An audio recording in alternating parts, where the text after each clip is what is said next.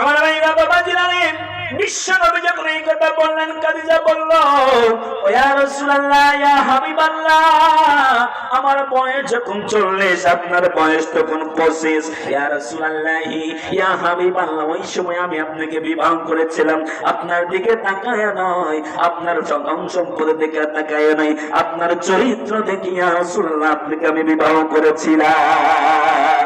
আমার মেয়েরা গভীর মনোযোগ, কোন দিকে নজর নাই। আমরা হলাম ষোলকুমার মানুষ, কোন দিকে ভয় পাই না, ঠিক কিনা বলেন? ষোলকুমারের মানুষ কি কোন দিকে ভয় পায়? আমরা এক নামে আমরা চিনি, আমাদের জেলার পরিচয় দেওয়া লাগে না। ষোলকুমার নাম বললে বাংলাদেশের মানচিত্রে মানুষ সবাই চেনে, ঠিক কিনা বলে? আমরা মুসলমান, সেই কোরআন থেকে ষোলকুমার মানুষ, সেই কোরআন থেকে কথা শুনবো, ঠিক কিনা বলে?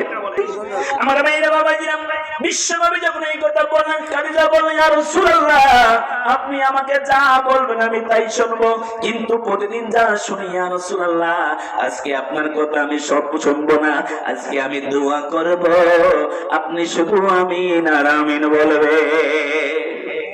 বিশ্বনবী বললেন, খাদিজা, তুমি এমন একটা দোয়া করতে পারো যেই দোয়ার কারণে আমার নবুয়তের খাতা থেকে নাম কাটা যাবে। আম্মাজান কালুল কুবরা বলেন, ইয়া রাসূলুল্লাহ, এতদিন যাবত আপনার ঘর সংসার আমি করতেছি, কোনদিন কি আমার কথা দ্বারা, আমার চরিত্র দ্বারা, আমার বলার দ্বারা আপনার কোনো ক্ষতি হয়েছে কিনা আমি জানি না। ইয়া রাসূলুল্লাহ, ইয়া হাবিবাল্লাহ, আমি খাদিজা ওই কথা বলবো না যে কথা বললে আপনার সম্মানের হানি হয়। আমার মেয়েরা, আম্মাজান কালুল কুবরা রাদিয়াল্লাহু তাআলা আনহা বিশ্বনবীর জন্য দোয়া করলেন, আল্লাহর দরবারে দোয়া করলেন, মালিক,